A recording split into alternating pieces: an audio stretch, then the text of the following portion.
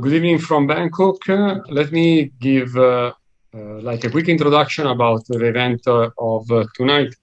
As you know, we're going to talk about the new development of HR, human resources in 2022, together with PRAXI Alliance. We are going to better understand from our speakers the new jobs requirements and search for new skills, which is becoming very challenging nowadays, especially in the pandemic that we are, every one of us is fighting at the moment. About our speakers, tonight you will be with us with Fabio Sola, Mr. Fabio Sola, Network Director of PRAXI Alliance. He's connected from Italy today. Ciao Fabio, and thank you for being with us. Thank you for inviting me. Hi, everyone. Fabio, as I said, is a network director at PRAXI Alliance and board member at PRAXI SPA. He has 25 years of experience in executive recruitment in Italy and around the world.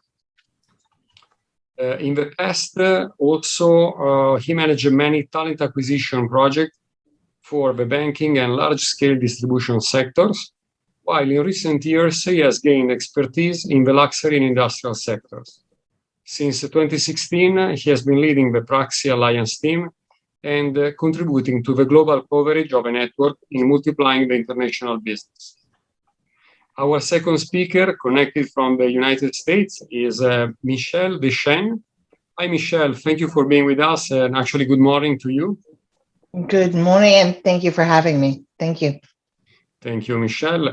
Michele is actually a managing director at GattiHR and member at PRAXI Alliance. She joined GattiHR's Human Resources Executive Research practice as managing director in 2021 and joined with over 18 years of success in recruitment, executive search, client support, and she has built a trusted partnership in areas of human resources, accounting and finance, audit, compliance, supply chain, and procurement, and healthcare. Drawing on her operational background, Michele has assisted companies across a broad range of industries, as you understand, including oil and gas, clean energy, healthcare, accounting, financial services, and so on. Michele has been involved in supporting and restructuring and growth companies from startups up to Fortune 500, always focusing on partnering with senior leadership to create profitable and more efficient organizations by providing them with the best talent, coupled with an impeccable level of customer service. And now our last, but not least, third speaker connected from Bangkok with us is Mr. Laurent Laundie. Hi, Laurent. Thank you for being with us tonight. Hi, everybody. Thank you, Michele, and thank you also to all who will attend this I'm sure, very interesting webinar. Thank you, Laurent, and a very quick presentation about your expertise. Mr. Laundie is a managing director and Lehman partner and member at PRAXI Alliance. In 2004, Laurent launched an executive search division at Adecco, Thailand, where he then held the position of national sales director. After a short experience at Manpower Group in 2006, Laurent founded Thai Eco Trade, now known as Asia Data Destruction, a company specializing in recycling of electronic waste and data protection. He's currently a Chief Strategic Officer at Asia Data Destruction. In 2014, Laurent launched Lehman Partner, an executive search and consulting company. And in 2016, Laurent became a board member at PRAXI Alliance. And Laurent has been a French foreign trade advisor since 2006. And currently is a vice president at the Thailand chapter. In 2020, he opened a new company in Singapore, Singapore Search, executive search and consulting firm for servicing clients all over the ASEAN and China. So thank you everyone for listening to our presentation of a speaker. With no much further ado, I will give our virtual floor to our speaker. I believe Fabio will be the first one, followed by Michele and Laurent, but we'll try to not to be too rigid tonight. So we also invite the attendees in anytime you need to ask something, you can drop it either way in the chat, or please also get involved in the conversation with our speakers. Thank you, everyone, and please, Fabio. Okay, thank you, Michele, and good evening, everyone, again. We would like to have a very interactive conversation, and so I will ask Michele and Laurent to jump in whenever they want to have a presentation together. I would like to start from very general trends that are affecting our labor markets throughout the world, and something that is really relevant to our business and to our recruitment processes globally. So the first point I would like to highlight very, very quickly is the hike in price we are experiencing right now everywhere. Of course, raw materials and energy are the two main points, but these are affecting everything. And in some areas of the world, we also see an important increase in salaries. And so also the workforce is now more and more expensive in several parts of the world. Then we see as another general trend that there are some sectors that are replying in a winning way to the challenges of due to the pandemic. And we can start from manufacturing, not only in healthcare, but and life sciences, but all kinds of manufacturing activities are running quite well or very well, while several B2C services are struggling everywhere. In Europe, at least, but I would like then Michele and Laurent to have their comments on these points. We see that small businesses are really struggling in these pandemic scenarios, while large businesses are still running quite smoothly, and it looks like a positive environment also for startups at the moment. And last but not least, it is something that is really connected to the previous points. We actually see an important reshoring process. Of course, the pandemic has showed that the supply chain that we were familiar with let's say some industries relying on China, for instance, for all their supplies, went in important troubles at the beginning of the pandemic. And this is the reason why, one of the reasons why we are actually seeing a process where a lot of manufacturing activities are now moving to other parts of the world. For sure, we see this in Europe with a lot of investments in manufacturing plants. But I'm quite sure that we can see something like that in the other parts of the world. What do you think, Michele? I would, and thank you, Fabio. I would agree with you. I think as far as the cost of doing business, we've seen a sharp increase in the United States. As far as sectors go, healthcare continues to struggle in terms of finding good talent, in terms of growth. And just managing the pandemic has been an incredible challenge. Going into this year alone, we have just in the healthcare sector an anticipated 250,000 jobs open just in nursing. And with really, truly, obviously very large concern as to even how to find that type of talent. From a company size standpoint, small to mid-sized businesses continue to face the challenges, early shutdowns, efficiencies that create struggles with regards to some of the funding that's come through from our government. So those, including, and I would say that's small to mid-sized, some of the private sector has really felt that in the services industry.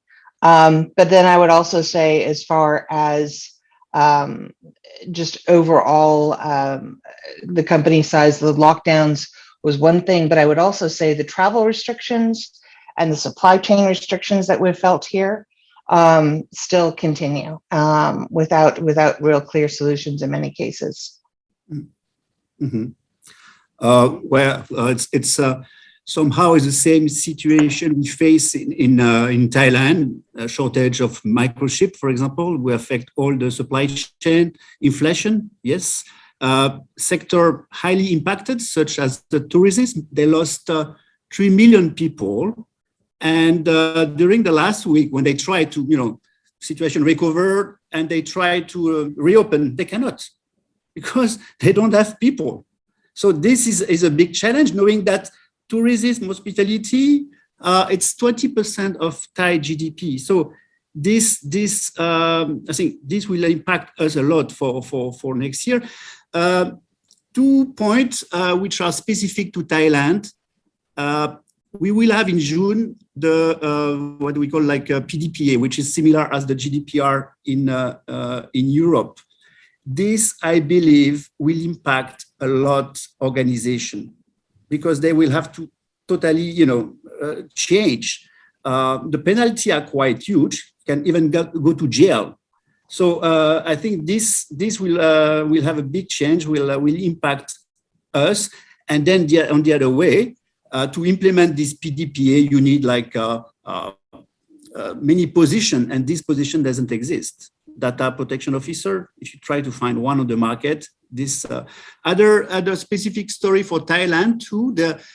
I believe we might see the implementation of the Provident Fund. Thai population is aging, and it will be election, and I believe the government will ask, so it might start with big company, but could be mandatory. And this also will have a big impact on our economical trend. Thank you.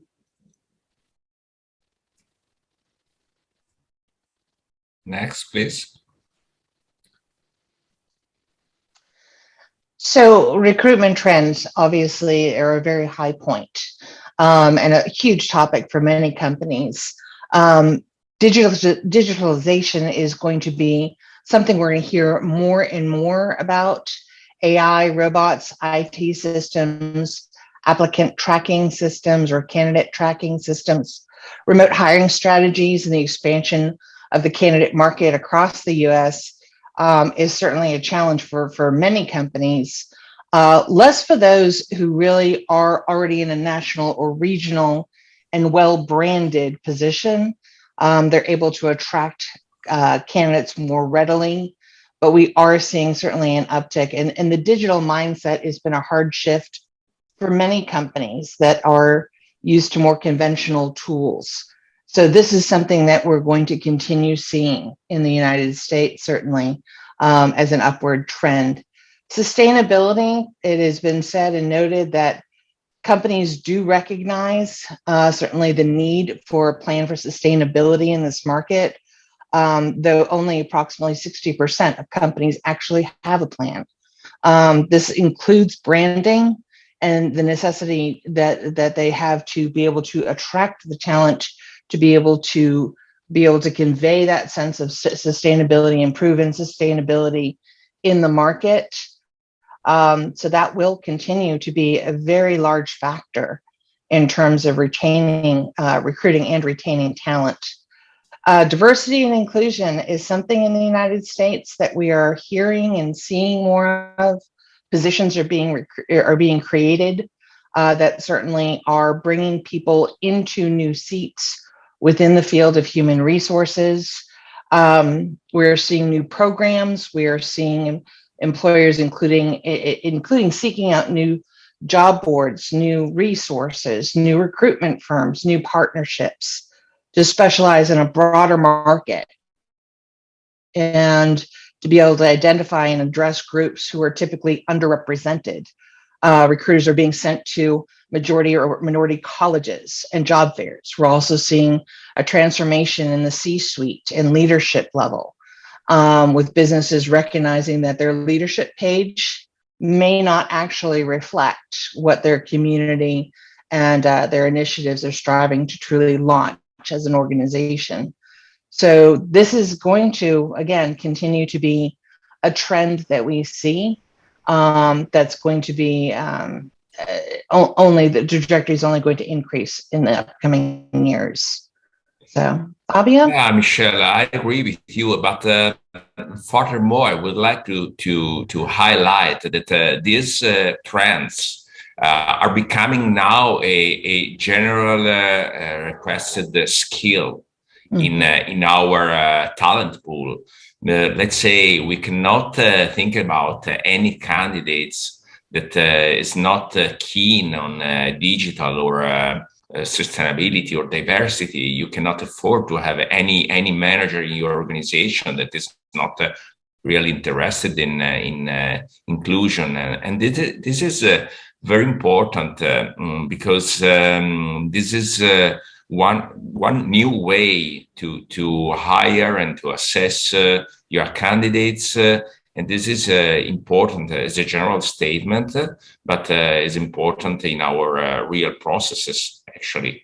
And this is very new for some countries that are not really, that used to be a little behind. While in this case, I see that this is now a general trend everywhere. Laurent? Yeah, no, it's one more time. We are, I think we see somehow the same situation. The point is it's difficult to compare because you have in Thailand, you have MNC, multinational company, you have big Thai companies, very, very active, who invest all over the world. After you have SME. So the situation is, we should make big difference among these groups. So 3 groups. The trend is the same, digitalization. And then the issue we have is, like, as you know, the COVID, it was just accelerate the movement of the digitalization. But Thailand, we were already late to find technician, to find engineer for automotive, very basic position. And now we are facing, like, it's a total mismatch. We lack of quality, quantity. We're moving to a world where we don't have people. And that is hard skill, not even talking about soft skill. Because our system is a educational system. It's based a lot on you have to memorize, not somehow to think. Then also with a big respect, which is nice, a big respect of the teacher and the seniority. But this big respect, somehow, sometimes you don't have to ask a question because it can be seen as impolite.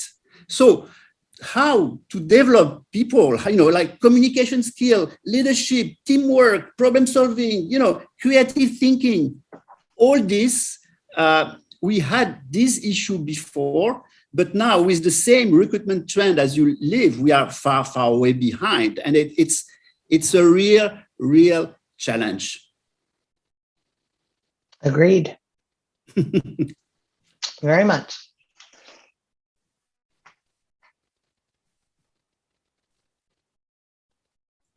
Okay, these are very, very important trends that we actually experience right now. Of course, the pandemic has again accelerated a lot this process. But let's say, first of all, work-life balance. Of course, people are experiencing something new and have lived in a different way for the last almost 2 years. And that's the reason why a lot of people are rethinking their whole life. They are thinking their own priorities. And of course, this affect a lot their decision-making about their careers. And so they oftentimes take decisions based on different motivations than in the past. They often have enjoyed a different way to spend their time, to stay home, to stay with the families and so on. And at the moment, they are thinking about something different. Of course, the different setup of our workplace is of course an important piece of news. Let's say that in the past, of course, there were a lot of companies with some smart working policies or even a remote working workplace. But now everyone is working in this way when working in an office position. And this is also a great and important difference between people working in the workshop, in manufacturing plants and so on, and people working in offices. And of course, this is a new challenge for organization, managing two different kinds of populations that can have different opportunities to work remotely or not, and something like that, avoiding commuting and so on.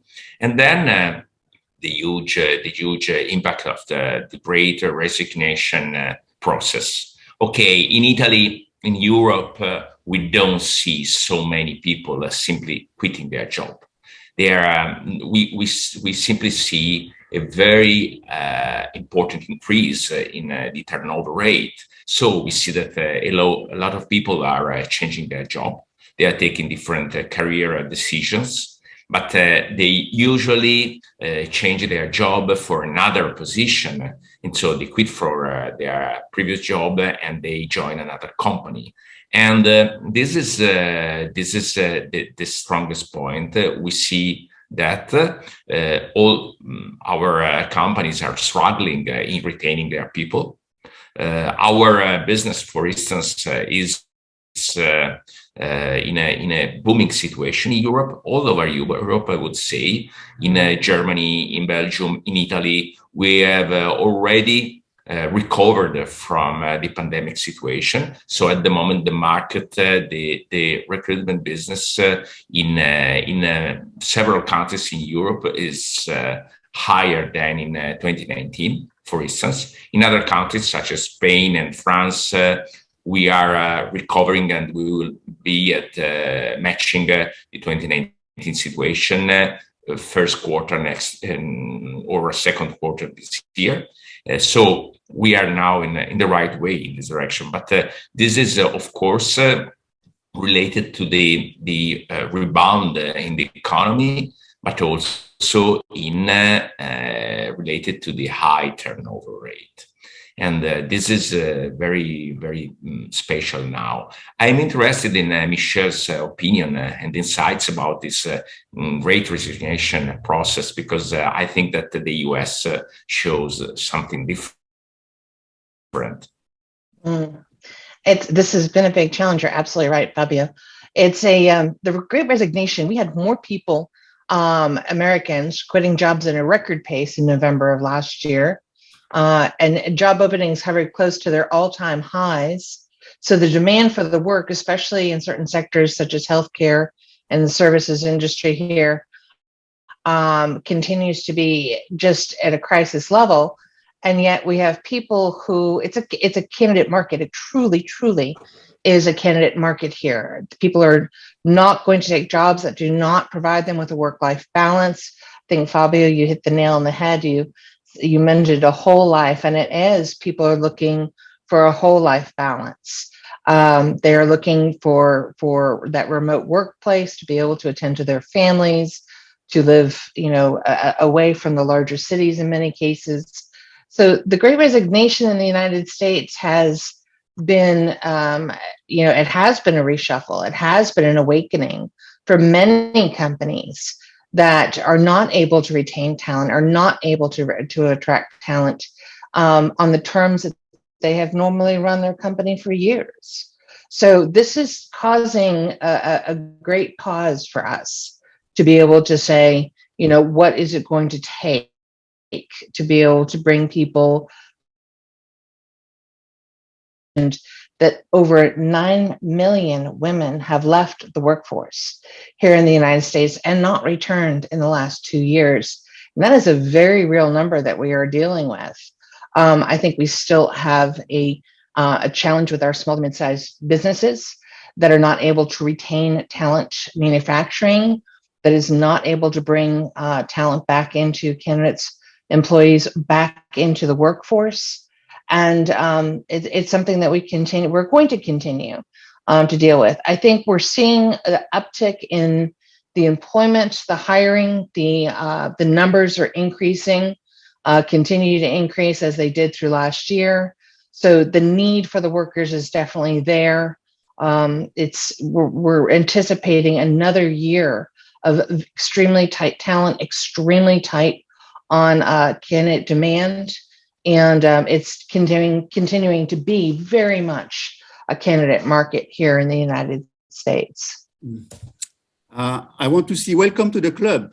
You know, this situation, so I'm in Thailand for the last 22 years. This situation is what we live in Thailand every day.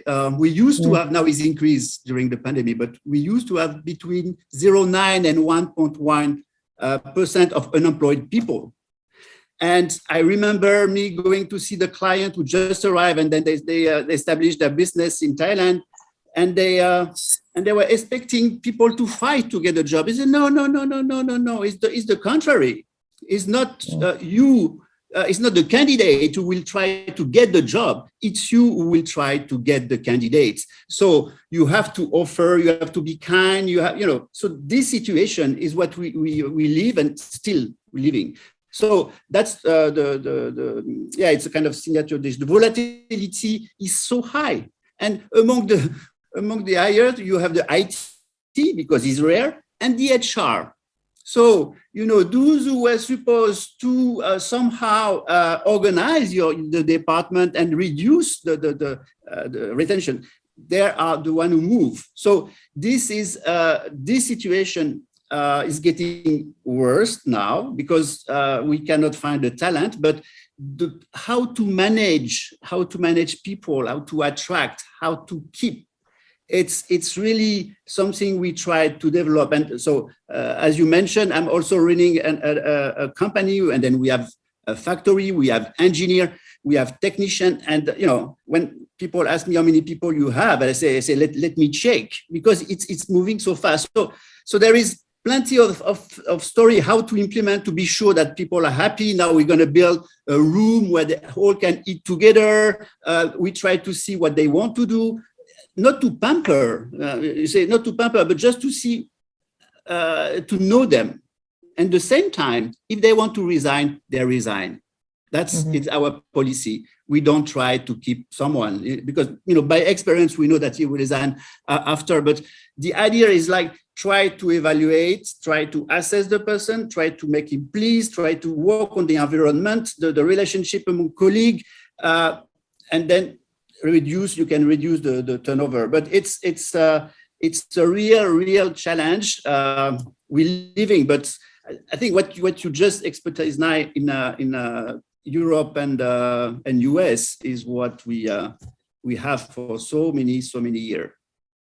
Laurent, I just want to bring up one point that you mentioned just now, Laurent, that I think is extremely interesting. That's a big difference. In the United States, you said if somebody wants to leave, they leave. In the United States, we are seeing a record number of counter offers, packages being put together, inflating salaries to keep people. It's a very competitive market, but I would say our difference here would definitely be companies are doing what it takes, almost to the point of a blank check, to gain and retain talent. It is, make no mistake, it is a candidate war, but on a daily basis, it is something that we are certainly consulting on and dealing with head on every day. And if I may add, there is another point that is relevant to me, that this process of shortage and candidate-driven market is not only related to the unemployment rate. For instance, in Europe, we have some countries where the unemployment rate is really low, such as Germany or the Netherlands or something like that. And there are some countries where the unemployment rate is quite high. Italy or Spain or somewhere else. But regardless to the unemployment rate, we see this situation everywhere. And there is an additional point that is connected to the positions. We used to see this situation for IT positions, for technicians, for very high skilled engineers or other technical people. Now we see this situation for a lot of positions. I would say almost all the positions we see in the market. So the hotels and restaurants are struggling in finding their waiters or cashiers or something like that. And this is quite new. This is really new. And I would say in Italy, companies are not that open to work on salaries in such a dynamic way as Michele was showing in the US. But this is probably a trend that we will see in the near future. Fabio, if I may ask, just to bump into the conversation, for example, you mentioned the topic of the webinar tonight is also about new skills required by new jobs position, but also you highlight the situation of a great resignation. Do you think this one is also related about the digitalization? Let's say we saw that many companies actually were forced to work from home, and actually they find themselves comfortable, so that even several companies stop expanding their offices, but actually moving outside downtown because they can save a lot of money by the end of the day, and they're capable of adapting pretty well. Of course, we're not talking about restaurants and services to people, but what do you think about it? Is about the digitalization is forcing us to adapt in a new era? And is it true that there are new skills demanded at the moment, or just a way of adapting to the pandemic?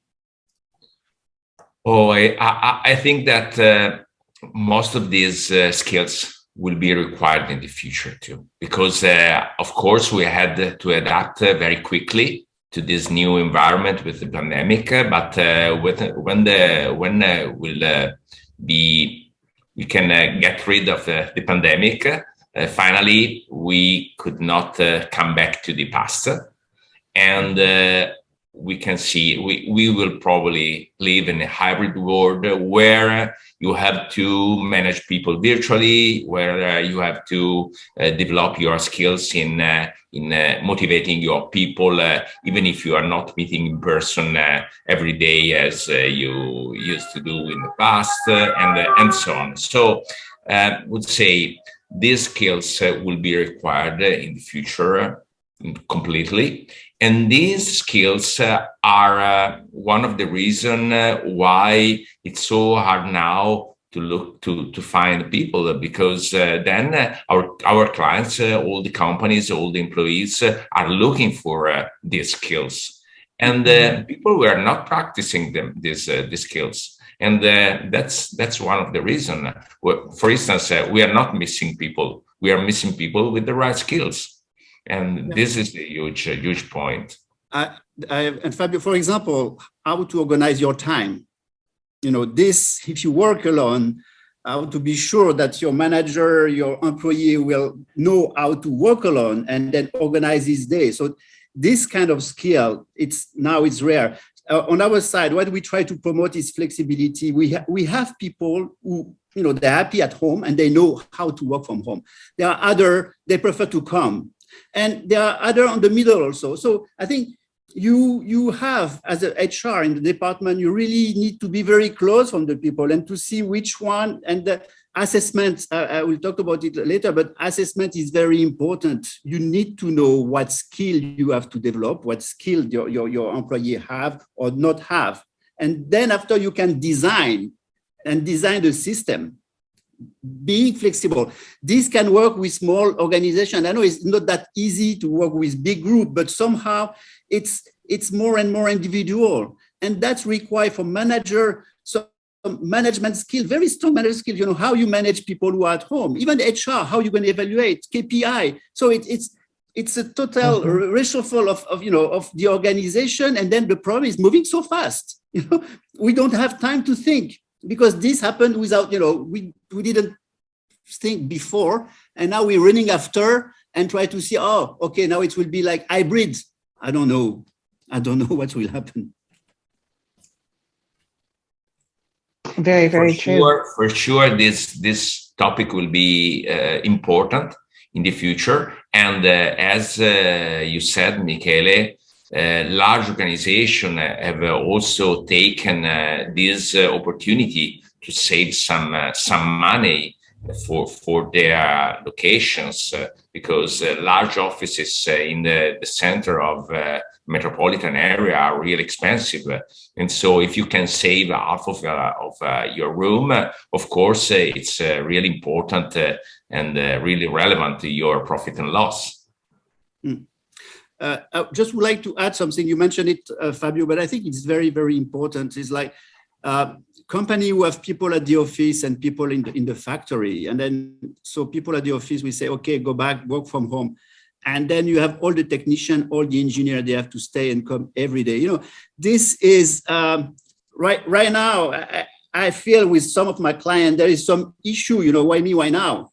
And so it's in terms of company culture, and if as a HR, we really have to beware in this difference, which like the company is still producing because people are behind the machine, and then maybe the HR is work from home. So you know, this is a thing to think about. I would just add that we are seeing the same thing. The battle between the hybrid model, the work from home model, the in the office model. And I think as we go into this slide here, we can discuss a little bit about how that is being handled in the US as well. I do feel as though we're seeing more programs with regards to reskilling as well as certifications, credentialing being offered as attractive models for candidates to bring people back into the workforce, back on site, back into the offices, back onto the manufacturing lines.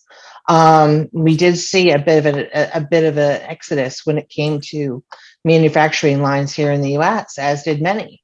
And being able to, 22 months later, bring those people back on site has been a struggle. So what are companies doing? What are they offering? Has been a very big topic for us in terms of programs, skilled trade educational or institutions that are offering skilled trade classes. It has been a very big topic for many. And the other thing we're seeing is drivers. I think everyone's seeing that attached to the supply chain struggles. So I would say, you know, labor market trends, and we continue on with this, labor and skills shortage. What are companies doing? What is the solution? As a company, are you able to offer skilling, education? And the other thing that we're seeing, I would say, is a trend in the United States, more and more in the sort of entry to mid-level, is companies reassessing the need for a college degree. Are they going to look at the experience that a candidate may have working in a particular role in a particular industry and accept the experience in lieu of education? So we are seeing a bit of that, not at the more senior levels, certainly, but certainly and from the entry to mid-level. As I said before, it continues to be a candidate-driven market. We expect that to continue on for at least the next 12 to 18 months. It's going to be, you know, we have companies who are looking at the most valuable candidates, regardless of where they may even sit geographically, and seeing how they can attract that talent, how they can make a wider footprint work. New drivers and candidates' decisions include, and this is a very big thing here in the United States, total rewards programs, health and wellness programs, behavioral health programs, flexibility. And what does flexibility mean? That's going to be a very big difference difference from one organization to another, from one industry to another. And so what does that actually mean from a flexibility standpoint? New geography, and this is certainly fueling our war on talent. Our companies and the larger companies obviously are able to have a wider, more national approach to their recruitment programs, while local, private, family-owned, smaller businesses who don't have either the revenue, the money to be able to invest in these programs, continue to struggle on a wider, more national recruitment program. They just aren't able to compete. And so that has been a struggle. We talked a little bit about diversity through discrimination. You know, what does diversity mean? This is something in the United States that it was almost in many ways just an awakening for many companies, I think. The last 24 months for us, we have seen companies struggle to define and have a lot of success in defining what their diversity programs will look like in the near future, and can they sustain them? How are they going to grow them?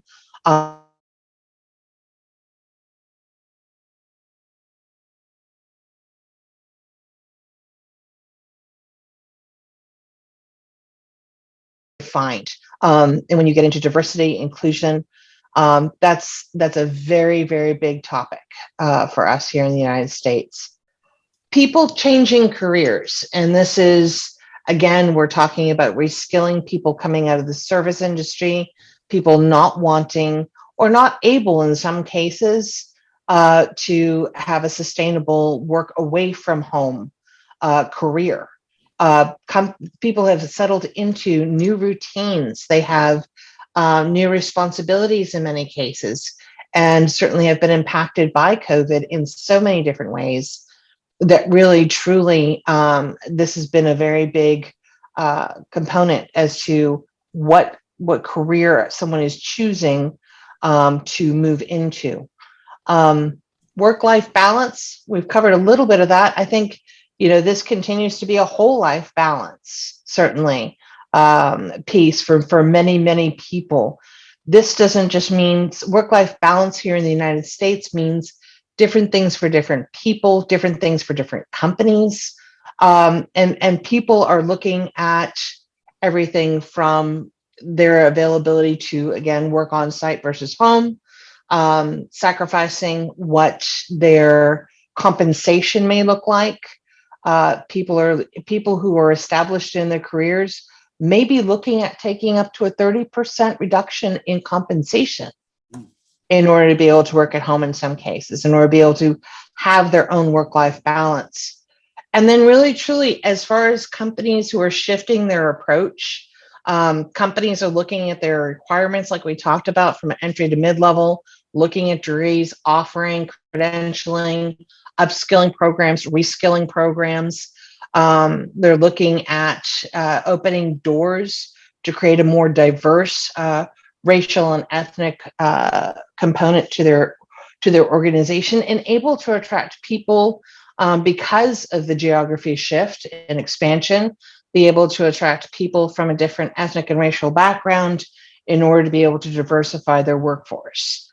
So this is, you know, these are very big topics for us here in the United States. You know, and as I know, Fabio, you're experiencing as well. Yeah, we are experiencing the same. I would only like to add a couple of points. One about the approach of employees with their employers and with their candidates. I would really recommend a tailor-made, a la carte approach with them. In the past, it was simpler. It was a matter of deciding a global compensation policy, let's say a career path, and so on. But it was a moment where the drivers were the same for almost everyone in the company. Now we have actually to tailor our proposal to tailor our relationship with our people, and find the right balance among all the inputs, and finding something that is comfortable with employees.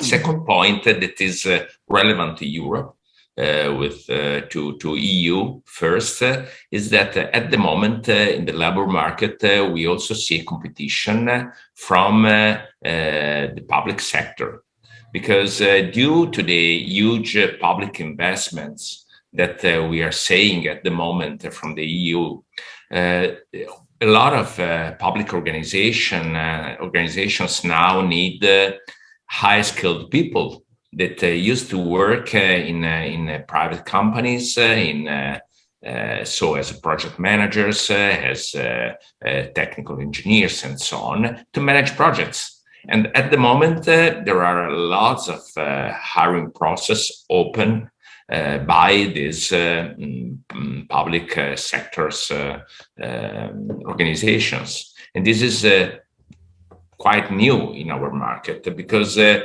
used to be, at least in some countries, different markets. And this is really relevant in this situation of shortage. Laurent, before to starting replying to some questions that I have already seen in the chat, would you like to add anything that is special? Just to talk about, I think it's not a detail, but okay. But just to finish the slide before, we found in big corporate, we find like a lot of people are being mentally impacted by the crisis. And then, to run your career, to decide, oh, I want to change, I want to resign, blah, blah, somehow the COVID has a really, really negative impact. And then, so that's something we, I don't know if there is studies, but talking with HRD of big group, they're facing this situation more and more often. So that is, so I hope it will be finished, but just to understand also the trend to quit, to resign, I think maybe some of those who resign, they have been, they're shaking, and then they want totally to have a break. So now I just would like to finish with a positive aspect. So some solutions. So this solution mainly it will be for Thai market. What I try to promote in many committees is like, I like to see the company, establish link with university. It's so important. It's so important to have internship. It's so important also to give scholarship. If you can have and help and promote your company in one institute, you can identify the talent. You can see who will perform, who will adapt to you. And then you can also help university. You can send some engineers, say, okay, that's the latest technique we're using, old machine. In Thailand, so many times we find engineers, they never touch a machine. And if they touch machine, it's very old technology machine. So I think if we can connect these two words, university will be able to answer better the need of the company. And that's, I think, in Europe and US, you already reached this point. We not reached this point yet. And linked to this, you have your internship, you have your young people joining. Pay attention to the young generation. I found that, when I see the recruitment of young manager, new grad by new HR graduate, no. If you're a new HR graduate, you can. It's so important to recruit new people and then to bring them and then to follow them. So this, you need some experience. It's not after you say, oh, my turnover is high. Yes, your turnover is high because you don't pay attention. And then link to this assessment. So assessment is very important. I understand SME or companies, they try to reduce the cost linked to the recruitment. It's true, they have to, but do they have inside their organization, do they have the people to really identify the need? Do they have people to assess? So I don't mind, you can use all the job posting, blah, blah, blah. You can bring the candidate, but after that, how you can select those who are good for your organization, and those you select how you're going to develop, how you're going to follow them in your organization. So I think using assessment, and you have fantastic tools now. It's amazing how these tools are really answering the need. So partnering, using assessment, and reorganize your HR department. I think that's direction to attract people and keep them and develop them. Voilà. Thank you, Laurent.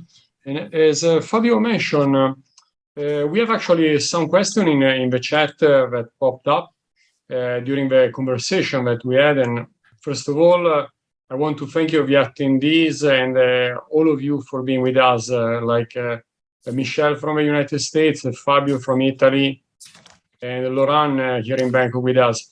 Starting very quickly for the question, maybe we can put it together, and partially I think Laurent replied to that. Talking about Thailand, as a Chamber of Commerce, we are also in the position to attract investment to this country. And I've been working in Thailand almost 9 years, and I can confirm this challenge. Let's say Thailand is attractive to develop your business in some cases, but still many entrepreneurs are struggling to find manpower. And on the other hand, when you establish a company and you train your people, at the same time, you need to retain your workers, because as soon as they grow up in the skills, they might need to develop their own life, move out. This situation is also linked to something that also you mentioned about the university. Is it the time also to have the private sector, the companies, talk to the university in order to prepare those workers better to the working life in the very near future? And probably this is a type of challenge in which I believe probably United States is very competitive already for the system of education that they have. Italy probably is struggling a bit, but Thailand probably is still a bit behind. I just leave it open to the three of you. What would you like to say and share with us? First of all, in terms of attractivity, prior to invest in Thailand, prior to come, you need, and that's the service we can provide, but you need to have a very, very strong market survey and see what is the situation, what the benefit you will have. Then financially, you need to be very strong, because you will not receive any subsidies, or very few subsidies from the government. During all the crisis, all the COVID crisis, we receive zero, but as a consulting firm. So it's something you need to know. And then regarding education, yes, it's true. I think that's the main challenge of Thailand right now. You have lack of person, and the person you have, they are expensive and they move a lot. So, but there is way, one more time, there is way to, because you have to, you are in Thailand, you're not in Italy or US. So there is a way to speak with people, to address to people, to address to the market. So it's not a fatality. It's difficult, it's challenging. There is no paradise on earth. There is good point and bad point, but then we can manage. You have the Italian Chamber of Commerce to support. I think you have to go to network, you have to talk to people, and then it's possible. I'm here for 22 years. I'm running my business, and I hope to stay, touch wood, but so far I will stay. Yeah, I agree with Laurent, and it's a matter of taking care of this point. Of course, HR is key for all your projects. Of course, you need the right plant, the right location, the right clients, the right suppliers, but you first need the right people to develop and to deliver your projects. And this is basically what you need. Of course, as Laurent was explaining, of course, this is not easy, and but this is possible. It's a matter of how much you care about this. There is a trend in terms of HR. It's very interesting. We see that because we work over all ASEAN countries. all the latest recruitment we try to do, because now there is no Thai people, so we try to attract foreigners. And all the foreigners we approach, they say, oh, I would like to go back to Europe. So, you know, people, middle career with kids, 35 to 40, you know, it was amazing. Like they wanted to go back to Europe. So Fabio, maybe you will receive more candidates coming from Southeast Asia in the coming weeks. Yeah, we see that, but I actually think that this is a matter of the period. In my personal opinion, this is relevant now with the pandemic still in place. But I guess that in the future we will see again a flow of people arriving. Not sure, because you have in the same time you have some government like Singapore, for example, they reduce the access to the market to foreigners. So now it's very difficult for a foreigner to get a work permit in Singapore. In Malaysia, it's not that easy. It's in Indonesia also. So markets are closing to foreigners. Some countries, they are on this trend, not Thailand. I think, you know, and I agree with both of you. I think I would just add a little bit different than the United States, of course, but, you know, attraction to organizations and having a very clear plan, clear understanding of where the leverage in the market might be. Talent is absolutely number one. And being able to not just attract, but then develop and retain that talent. We have companies, organizations that are winning sort of the war on talent, if you will, that have a very clearly defined path, and not just in the moment, but in the upcoming years, who have addressed the challenges that COVID has brought and sort of met them head on and had that sustainability factor front and center as they approach the market to be able to bring people into their organizations. So I do think that messaging, whether whomever your business partners might be, being able to have the analytics piece in place so that you have a clear understanding of your market bandwidth and capability. And then, of course, being able to have a clear plan, direction, and real true landscape for individuals to grasp, to understand, to embrace, is what we have found have made companies, our clients, successful. The clear statement of the purpose of the company is really a matter of a way to succeed in this effort. I've seen one question in the chat, and this was referring to the purpose, and this is really important. It is. Thank you, Michele, for sharing.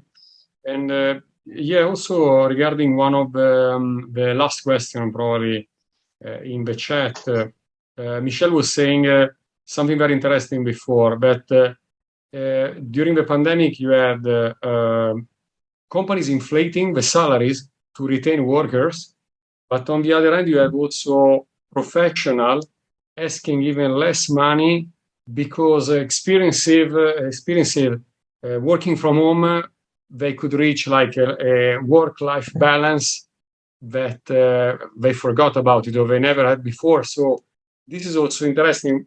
I think like the good thing is that in your position, because you are working for employers and employee, but you yourself are experiencing different situation of the pandemic week after week. You yourself, you feel also the market in your daily life, in your daily activities with your team, basically. So let's say, I don't say that is an advantage because every market is different. Every client has is demanding in a different way.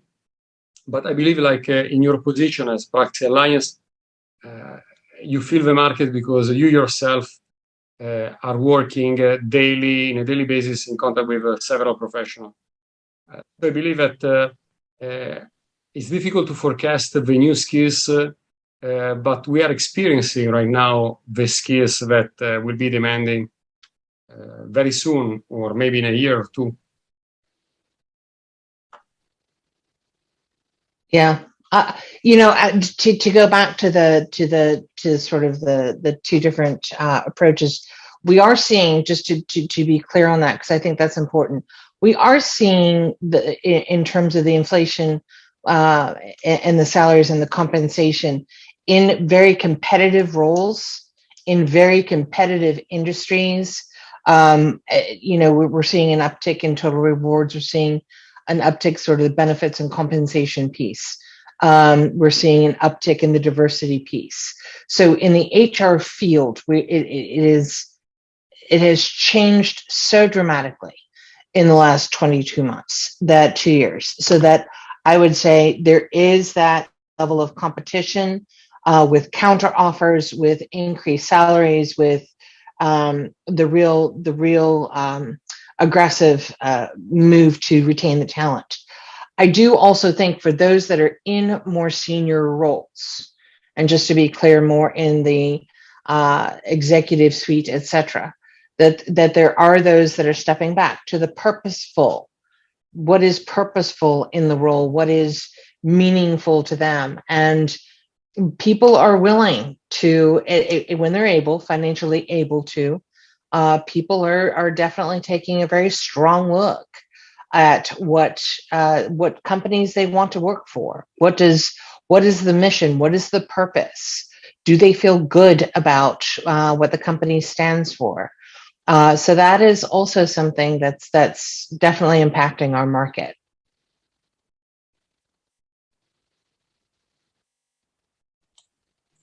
Thank you. Thank you for sharing. Okay, at the moment, I don't see any other question in the chat. And perhaps approaching the end of our webinar, would you like to leave our attendees with some message? And while you're thinking about delivering your message, concluding the webinar, I just want to remind everyone that we're going to edit the video and uploading it on a YouTube channel of the TICC.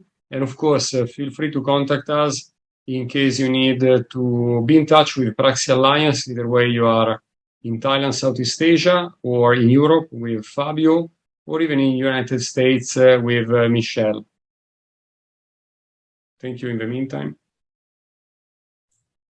Fabio, would you like to please? Yeah, I can go first. The main point I would like to remind everyone, both as a person, as an employee, I would like to think about this new relationship within employees and employers. And I would say that in the past we had teams or very large group relationships where people used to matter less than now. Now you have really to be aware that your organization is built by each single person, and you have to take care about this. And of course, this is a hard job in this situation when you have to deal with these people, with your people remotely, when you have to deal with candidates, let's say 80% remotely, because you are probably meeting them in person once in a whole recruitment process, and so on. This is something that matters. And if I may add a second message, the skills we were talking about are not connected to specific positions. In the past, digitalization was a matter of the IT people. So IT people had to take care about this process. Now you have to look for these skills in all your people, and you have to reskill your people in this direction. And that works as in the same way for the other skills, for the other processes. And that's really important.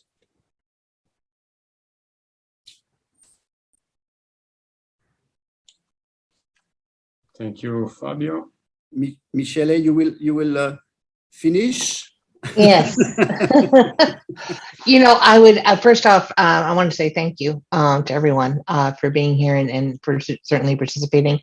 Fabio, I couldn't agree with you more. I think now more than ever, it is incredibly important for employers to just essentially have that plan and really truly understand their workforce. And it can no longer be a reactive, this is our workforce now, what are we going to do? There has to be forward planning for sustainability. There has to be certainly the recognition that we have truly changed here in the States.